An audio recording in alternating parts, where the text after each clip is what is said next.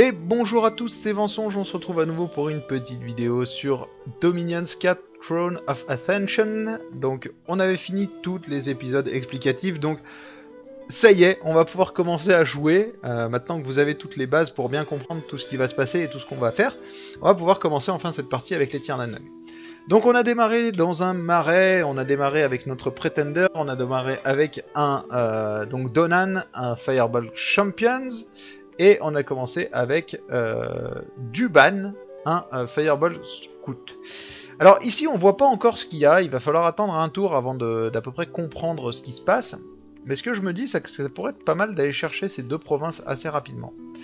Celle-ci parce que en fait c'est les deux dans le coin.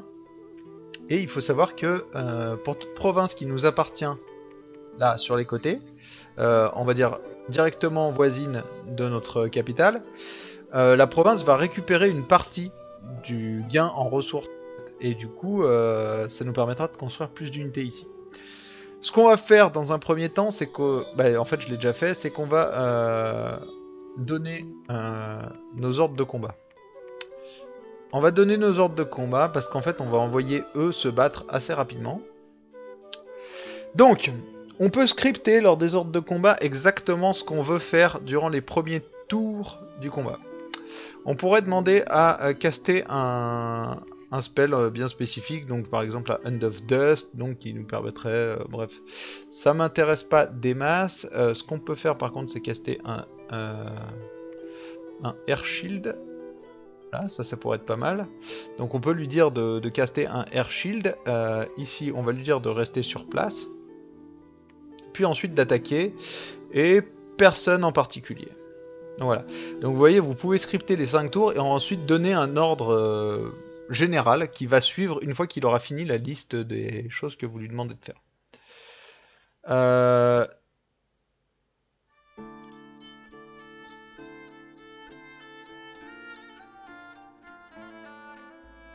Ouais, alors ça oui, ça c'est autre chose, mais on va pas s'en faire pour l'instant. En gros, là vous pouvez lui demander d'être plutôt conservateur au niveau de l'utilisation des gemmes qu'il a sur lui.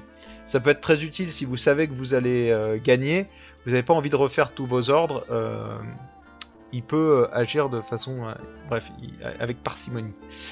Mais vous pouvez aussi donner des ordres à vos unités de combat. Alors les unités de combat, vous pouvez pas scripter les premiers tours. Mais si j'ai fait en fait, ici si je lui ai fait caster un shield et attendre, c'est tout simplement parce qu'ici en fait je peux leur demander d'attendre et d'attaquer. Et en gros ils vont garder leur position pendant 2 tours, puis ensuite ils vont attaquer. Donc personne en particulier. Et eux, je vais tout simplement leur dire de fire. Donc en gros,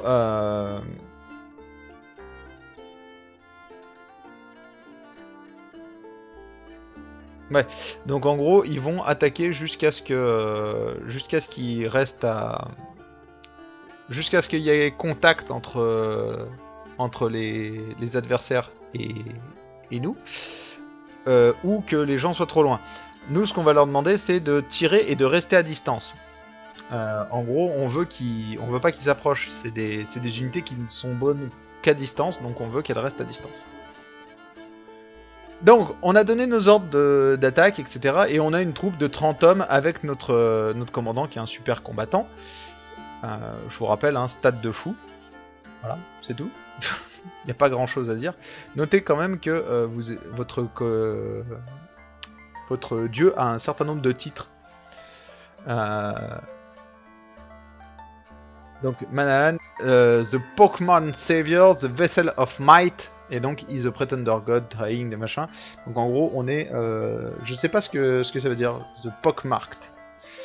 Donc the Pokémon Savior est le vaisseau de puissance. Ça, classe. Le vaisseau Vessels, ouais, il me semble que c'est ça, hein, c'est le navire, hein, le vaisseau, je sais pas. Je veux pas dire de bêtises. Donc ce qu'on va faire, c'est qu'on va choisir notre scout et on va l'envoyer regarder ce qu'il y a par là-bas. Voilà. Donc on lui donne l'ordre de se rendre ici, donc en sneak. Lui, on va tout simplement lui demander de patrouiller dans cette province. Et dans cette province... Alors, où c'est que ça se fait déjà?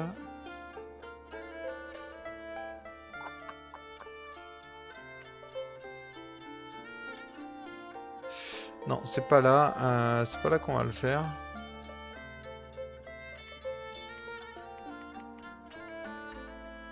Non.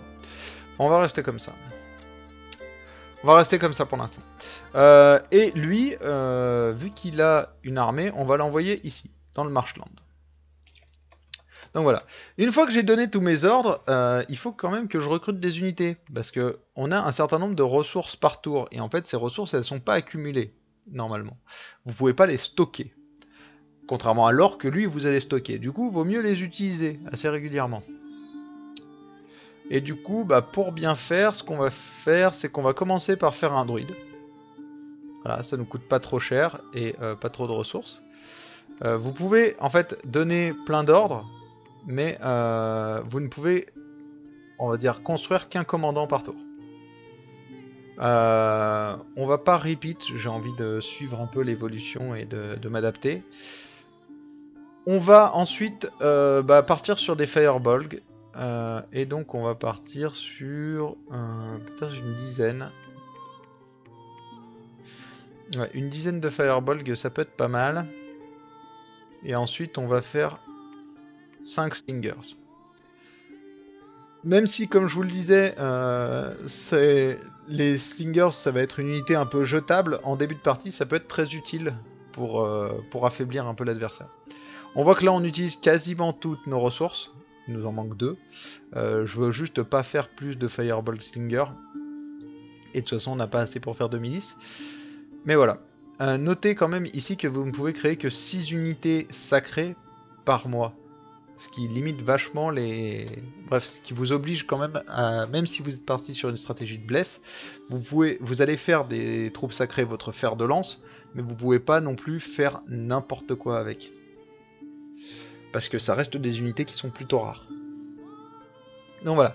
Donc là, on a tout fait, en fait, ce qu'on avait à faire. Donc c'est normal, hein, c'est le premier tour, on n'a pas grand-chose d'autre à faire. Ici, on n'a pas de recherche, ni rien.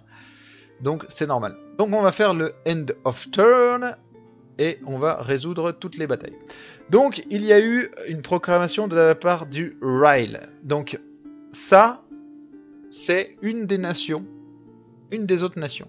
La proclamation, grosso modo, c'est il a donné en fait, il a fait d'un de ses commandants son prophète.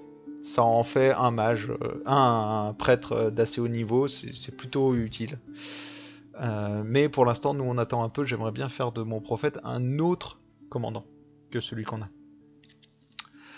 Et enfin, il y a eu une bataille. Donc il y a eu une bataille entre nous et des indépendants. Donc ça c'est notre drapeau, ça c'est le drapeau des indépendants. On pourrait cliquer ici pour avoir un résumé, on pourrait aller à la province, mais nous ce qu'on va vouloir voir c'est voir la bataille. Donc ici on a la liste, donc ce qu'on va faire c'est qu'on va... non, on va juste mettre le Team Colored Square, comme ça nous permet de voir les différents... voilà, donc ça c'est nous, ça c'est les adversaires. Donc on va mettre en play, donc Sabourine, voilà, donc nos slingers qui attaquent.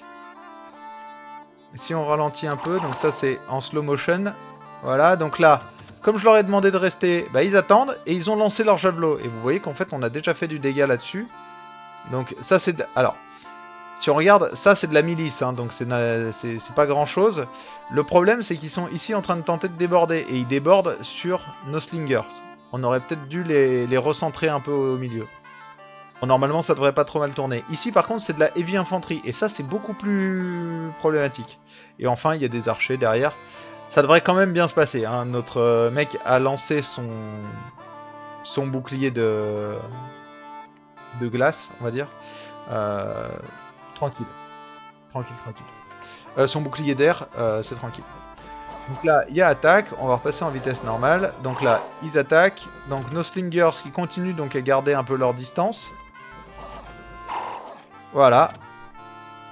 Et donc là, notre pretender qui normalement va essayer d'aller attaquer... Là. Ah non. Ouh, ça sent mauvais pour nos... Voilà. Donc nos unités qui sont allées défendre ici. Donc vous voyez que eux ont reculé pour laisser la place, donc pour garder en safe distance. Donc on a bien le bon mode hein, pour eux, pour qu'ils restent bien à distance. Notre Pretender s'est jeté sur les... Ouf, là, vous avez vu le 40 de dégâts quoi. Voilà, 40 quoi. Bon, forcément, du coup, là, ils sont mis en déroute. Hein. Là, ils en peuvent plus, là, ils veulent se barrer. 36. Vous voyez ce que c'est qu'un ça, c'est un super combattant. Voilà, donc ça fait très mal. Donc voilà, donc là, l'armée adverse part en déroute et on a gagné. Résumé, on a perdu personne, on n'a eu aucun mort. On a tué l'intégralité chez eux, ben, c'est normal en fait, hein, c'est... Tout simplement, les indépendants peuvent pas se réfugier dans une autre province, donc en fait, ils meurent forcément en fait. Donc voilà. Donc, grande victoire pour nous, et on a pris possession ici du Marshland. Donc, on va pas forcément construire un truc ici. Hein, ça me paraît un peu... pas assez utile. Ça sert à rien de construire des endroits, des trucs, enfin des bâtiments de partout. On pourrait par contre faire d'autres choses, mais vous voyez dans le construct building, vous pouvez construire des palissades, une forteresse ou un laboratoire par exemple. C'est pas ce qui va nous intéresser tout de suite. Ici on a par contre donc hors résumé, on a construit notre druide. Donc notre druide par défaut, il va se mettre en recherche. Et du coup là dans les points de recherche, on voit qu'on met 9 points dans la conjuration. Il va nous falloir 50 points pour atteindre le premier niveau. Et donc du coup nous on va peut-être vouloir faire autre chose. C'est là où en général, si vous avez le manuel sous la main, vous allez potasser le manuel en vous disant putain faut que j'aille où, qu'est-ce qui pourrait être le plus bénéfique à mes troupes, qu'est-ce que je veux faire. C'est vrai qu'on a beaucoup de commandants qui vont pouvoir diriger des unités magiques. Et donc ça pourrait être pas mal de partir là-dessus par exemple, pour pouvoir récupérer des crocodiles, des animaux, des sea dogs, etc. Et puis plus tard de récupérer des packs de loups. Bref, il y a quand même, si on regarde, on peut aller assez loin à récupérer des unités avec les trucs de nature ou d'air. Et du coup c'est vrai que ça pourrait être pas mal de renforcer nos armées avec des unités magiques comme ça un peu puissantes. Et voilà les Tangle Vines par exemple. Ça peut être sympa. Donc on va laisser en conjuration en fait. Sachant qu'il y a quand même pas mal de choses. Hein. En construction vous allez pouvoir faire des artefacts, des trinkets, etc. Si on prend par exemple ici, on peut lui dire, donc vous voyez qu'il y a plein de... Genre, lui a pas autant de possibilités. Donc ici on pourrait construire un building, mais bon il n'y a rien à construire. On peut lui demander aussi de détruire des buildings, ça c'est un peu plus chiant. Empowerment, on y reviendra en fait, ça vous permet de bouffer des gemmes ici pour augmenter le niveau. Si vous regardez, hop, je pourrais bouffer 30 gemmes d'air par exemple pour faire de ce truc là un meilleur mage en air. Voilà. Je pourrais bouffer beaucoup de gemmes dans un autre truc pour lui faire obtenir un niveau dans ce truc là. Bon, nous on n'a pas beaucoup de gemmes, on va pas les gaspiller là-dedans, et de toute façon c'est pas ce qui nous intéresse pour l'instant. On pourrait lui faire caster des rituels, mais pour l'instant elle peut rien faire. On pourrait lui faire de l'alchimie, donc en fait ça permet de transformer donc des gemmes classiques on va dire en perles astrales.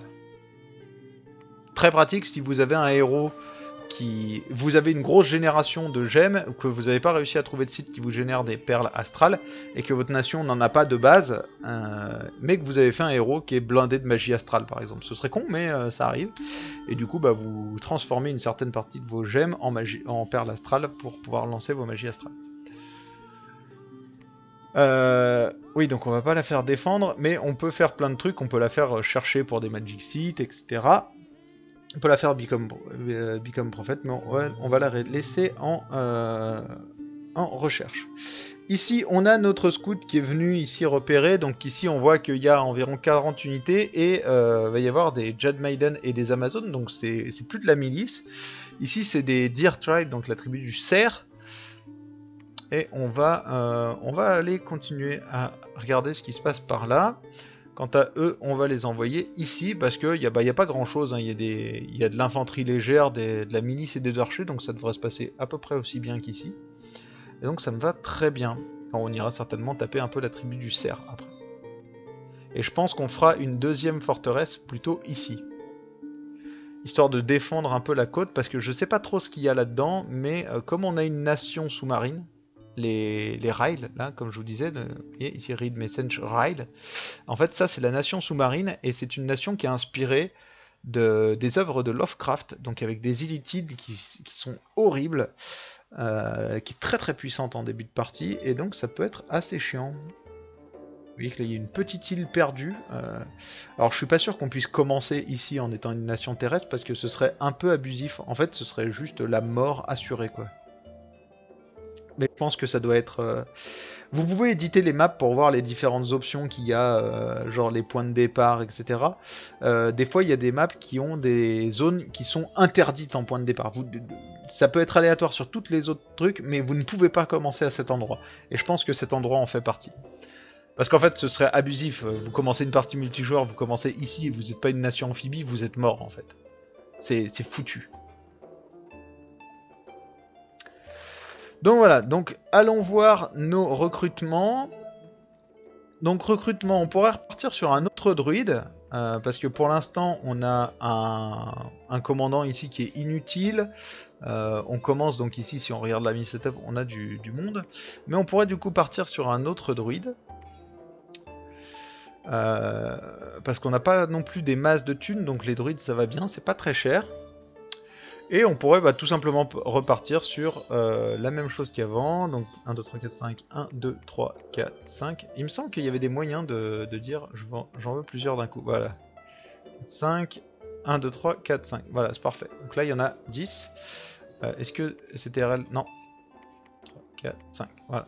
Donc voilà, Shift plus un clic fait, vous en faites 10 d'un coup. Et vous voyez que tout à l'heure on était à 2 de ressources et là on est à 12 en fait tout simplement parce que on a récupéré une province ici et que vous récupérez une partie de la ressource, donc comme je vous le disais, pour créer des unités ici. Donc du coup on va en créer 10 peut-être ici aussi. Voilà. Donc on a donné tous nos ordres, on a des troupes ici qui nous attendent, on a tout en fait, hein. Ça y est, c'est prêt. On est prêt à passer à la suite. Donc end of turns. Et on en terminera certainement ici pour aujourd'hui. Donc il y a eu une proclamation des Inoms. C'est une nation que je ne connais pas, je n'ai jamais affrontée, donc ça va être marrant de les découvrir. Et donc il y a encore eu une bataille entre nous et des indépendants. On va regarder ça tout de suite. Donc bien évidemment j'ai oublié de changer la façon de faire de mes mecs, mais par contre les ordres de combat sont toujours là. Oula oula oula oula oula, qu'est-ce qu'ils ont fait?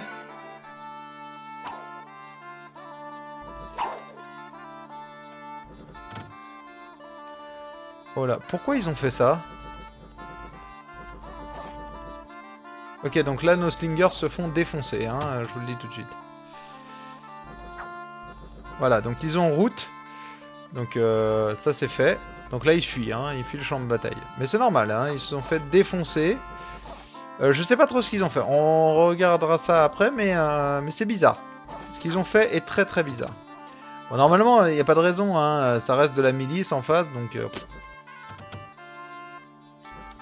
Je sais pas pourquoi. En fait ils se sont approchés pour venir taper là-dessus, et ça a merdé.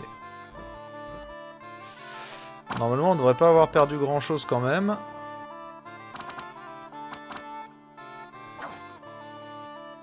Voilà. Donc voilà, donc du coup on a perdu 8 slingers, je ne sais pas trop ce qu'ils ont fait, hein.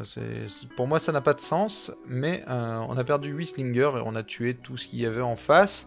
On a toujours notre Firebolg Warrior et on a récupéré donc le Larian Swamps, donc où on va pouvoir potentiellement rechercher des choses.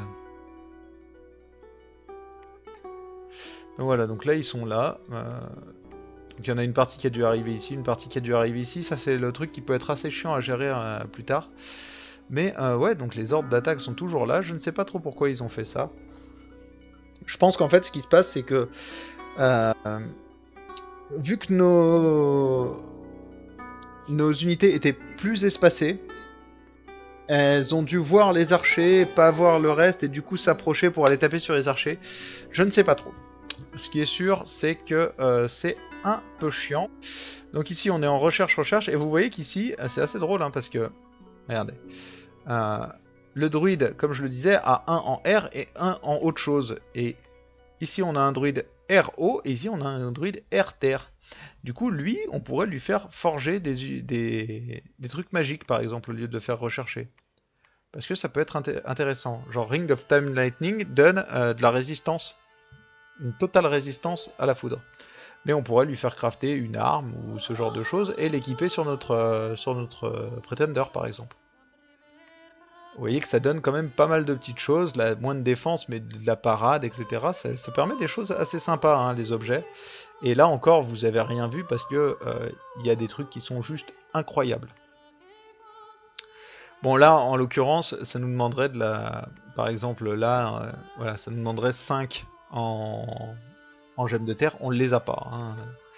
Donc de toute façon, on va pas pouvoir faire crafter grand chose. Par contre, ça, non, 10. Voilà, 10 en gemmes de terre. Mais regardez, protection de body 24, ça permet d'avoir une protection énorme. Donc on va la laisser en recherche. Donc là, bien évidemment, du coup, on est passé à 18, ce qui accélère grandement notre recherche. Et ce qu'on va faire, c'est que on va aller récupérer les unités qui se sont barrées ici avec, avec ce commandant-là. Et en fait, ce commandant va tout simplement nous servir à regrouper les troupes qui se barrent au fur et à mesure. Du coup, par contre, ici, on va faire rentrer notre Pretender à la maison.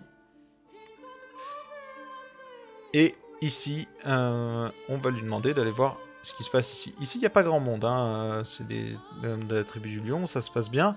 L'avantage, c'est que je sais que Ryle n'est pas ici, puisque tout ça, c'est tenu par des indépendants. Donc voilà. Donc voilà, finalement ce tour-là aura été plutôt rapide, donc on va recruter, on va finir ce tour et on terminera cet épisode sur le résumé de ce tour-là. On va continuer avec nos druides, ou alors on a un peu d'argent, j'ai très envie de partir sur quelque chose d'un peu plus touchy en termes de mage, peut-être celui-là. Peut-être celui-là, ou peut-être lui. Et se dire que ça va nous coûter 2 tours. Mais 2 tours, c'est énorme, hein. 2 tours pour recruter, ça va être très long. Vous voyez, ici, c'est ce qu'il y a. Donc, it will not ready in the following month. Donc, ce sera pas prêt au prochain mois. On va peut-être plutôt partir sur lui, un assassin en plus. Donc, ça peut être assez marrant, ça nous donne des possibilités. Non, on va partir sur elle. La side, ça peut être très très sympa. J'ai pas envie de partir sur un riz tout de suite, ni un commandant. Ça nous coûte beaucoup trop cher en termes d'argent. Ici, on va partir par contre sur un classique et on va partir. Voilà. Donc là, hop. Donc là, normalement, on a 15 slingers et 10 Fireball Warriors. Donc les slingers, ça va vraiment être notre unité un peu, voilà, un peu fourre-tout du début, mais ça passe bien. Donc voilà, donc normalement, le truc c'est que ce tour-là devrait pas être très riche en quoi que ce soit. Hop! Voilà, aux Proclamations, et donc du coup il n'y a rien. Et donc on finit cet épisode là-dessus. Je vous remercie d'avoir suivi ces premiers tours de notre partie de Dominions 4. J'espère que le jeu vous plaît. En tous les cas, moi je le trouve génial, mais pour l'instant c'est vrai qu'on en est encore qu'au tout début. Vous voyez qu'on n'a passé que les quelques premiers tours, donc ça reste les prémices. En tous les cas, j'espère qu'on se retrouvera très bientôt pour de nouvelles aventures avec les Tirnanog sur Dominions 4. Je vous souhaite une très bonne soirée et à demain. Ciao.